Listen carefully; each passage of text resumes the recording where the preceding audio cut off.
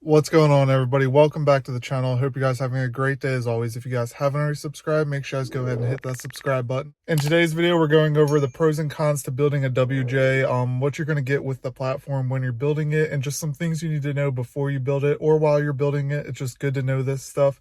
So let's hop out of the Jeep. We'll go over all that stuff in this video. So the WJ is an amazing platform to build. It's a super capable Jeep, and it's honestly probably the last great Grand Cherokee because it's a solid axle front end. However, there are some downsides to it. I have two of them, so I know all these downsides and have done things to fix these downsides. So today we're going to be going over all that. We're also going to go over some of the good things about the WJ platform. So for starters, it's the unibody. So this Jeep does not have a frame really. It's got a unibody design. The Wrangler, on the other hand, has a frame, so that's why that one can be built slightly differently. But this one has a unibody. Now, you'll need to strengthen that up if you plan on actually wheeling pretty hard or rock crawling. And the way to do that is actually frame stiffeners. So what those are essentially metal plates that you can weld to the outside of the unibody. These are the Iron Rock off-road frame stiffeners. And it just tightens everything up, keeps it stiff. So that way you can't flex it or bend the body a little bit when you're wheeling or flexing or anything like that. You just don't want to twist that up at all, because then you'll just run into a ton of issues and you can't really undo it. And so you're definitely going to want to upgrade and add some frame stiffeners to your WJ if you plan on building this and wheeling it or rock crawling or anything like that. Definitely worth the upgrade. Next up is the axles. The axles kind of suck, to be completely honest with you, especially these Dana 35s. They're junk axles. They're not worth building whatsoever. So you're definitely going to want to upgrade your axles if you want to run bigger tires. I'm on 37s on this, and that's definitely pushing it, but that's only because I don't drive this Jeep. I drive the Wrangler daily. This Jeep's mostly for content and for product development for the Grand Cherokee, so this Jeep doesn't really get driven too often. It'll only be wheeled, but we're replacing these axles anyway. I just put 37s on for the time being. But if you were to really wheel this Jeep and daily drive it, I would not put 37s on the stock axles, especially if you have the Dana 35s. Some of them have like the Dana 44A or whatever it's called. Those are better, but they're still not ideal. So there's two common axle swaps. One is actually the Wrangler axles underneath of a Grand Cherokee, which is fairly straightforward actually, but let me go ahead and show you the axle collection I have when axles go under Jeeps. So I have a set of Wrangler axles, which will be these smaller ones here. This is the front axle out of my Wrangler before we did the axle swap. That's a pretty common axle swap. You just have to move the spring perches in a little bit, and it should be relatively bolt-in. And then these are a set of 1-tons. You guys can see the difference in the two. 1-tons are far superior, but they're also far more expensive. I'm going to be doing both axle swaps. The Wrangler axles in the black Jeep and the 1-tons will go underneath of the blue Grand Cherokee. So you guys will get to see videos of what goes into both axle swaps. But if money is not the concern, I would definitely recommend the 1-ton swap. It's just far superior over the JK axles. There's a reason JK owners go to 1-tons. But I would definitely consider ditching your stock Grand Cherokee axles, especially if you have a Dana 35. 37s are definitely pushing the limits of even driving this thing normally. But, you know, we'll make it work for the time being until we get the 1-tons put under there. I wouldn't run these if I wasn't planning on the swap. Next up is you can't be afraid to cut. So you're going to have to cut quite a bit when you build these Grand Cherokees. They're just really not set up for big tires, to be completely honest. The wheel wells are super small, and even with cutting, you're still going to run into some issues with the back unless you stretch it. The Wrangler, on the other hand, has a bigger wheel well, so that's why you see people running big tires. So for example, this is 40s on a 4-inch lift, and there's plenty of room for more. But this is 37s on a 6.5-inch lift, and there's really no room. I had to cut quite a bit out of this Jeep, and I still have some more cutting to do in the front in order to fit these 37s. So if you want to run big tires, don't be afraid to cut. You're going to have to cut on this platform. But this is a great platform to learn how to do that kind of stuff on, because you can get parts relatively cheap for it and fix any mistakes you might make.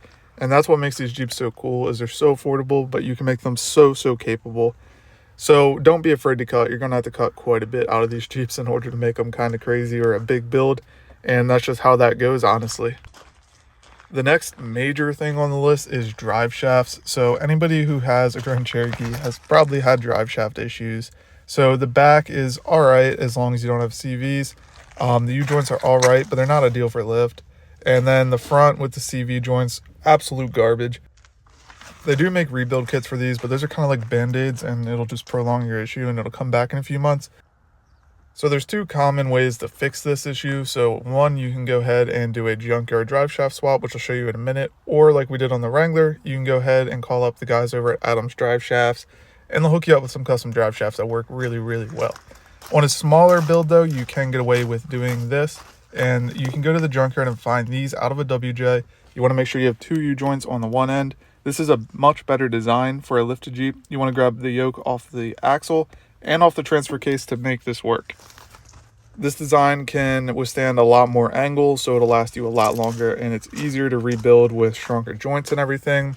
Now, on a bigger lift like this, you're probably going to want to go custom drive shafts, which is not a big deal. It's super simple. All you got to do is put it at ride height, measure it. There's diagrams online where to measure, and you can get hooked up with some custom drive shafts. So we have Adams drive shafts in the Wrangler. It's what we'll be doing in the blue Jeep. Kind of hard to show it on video, but we have custom Adams drive shafts in this Jeep, and they're super great. I've never had an issue with these, and we'll definitely be running these in the blue Jeep. It's super simple. They do an amazing job, quick turnaround time, and honestly, it's definitely worth it because you just don't have to worry about it anymore. But drive shafts are another thing that you're definitely going to have to consider if you plan on lifting your Jeep, and if you plan on lifting it higher than 4 inches, it's definitely going to be one of those things that you should probably buy custom drive shafts. Next on the list is actually a really good thing about the Grand Cherokee platform, and that is the engine setup. So I personally own two of the 4.0s, and they're great engines. Even the V8s aren't terrible engines as long as you maintain them. They're pretty solid engines all around. The Grand Cherokee has a really good engine platform with both of them. So basically, this is going to be one of your more bulletproof Jeep engines, and they're just known for being long-lasting and super good engines. And what you're going to want to do is just make sure you maintain these, and they should last you forever. So this Jeep has like 150,000 miles on it or something close to that. And I really haven't ran into any issues with it. They're really solid engines. And this is actually my low miles Grand Cherokee, if you believe it. And that one is the high mile Grand Cherokee. That one's got like 212 on the 4.0. And let me tell you, I did not treat that thing well at all. We would overheat it all the time. Never did any maintenance or anything, but it lasted forever. So as long as you maintain these Jeeps, they should last you a really, really long time. You have a really good engine platform, so you won't have to worry about that too much while you build the Jeep. I honestly would take the Grand Cherokee engine any day over the Wrangler engine. That engine's kind of junk. Let me know if you guys want to see a comparison video between the Grand Cherokee engine and all that stuff compared to the Wrangler. Honestly, the Grand Cherokee would win that one, but the engine should not be something you have to worry about in these Jeeps. So guys, that basically wraps up what to expect when you're going to be building a Jeep Grand Cherokee, what you get with the platform, some of the bigger issues, some of the strong suits of the platform. Altogether, honestly, it's probably one of my favorite platforms to build that I've done so far. I mean, we've built XJs, Grand Cherokees, I have friends with Comanches, ZJs, YJs, all that stuff, and I, for some reason, really like the Grand Cherokee, the WJ specifically. And let's be honest, it's probably the last great Grand Cherokee, since it has a solid axle front end. They switched from that right after this to the WK. But that's just a quick overview of what you get with that. So as always, guys, I hope you enjoyed the video. Make sure you guys go ahead and subscribe, like the video, and I'll see you guys in the next one.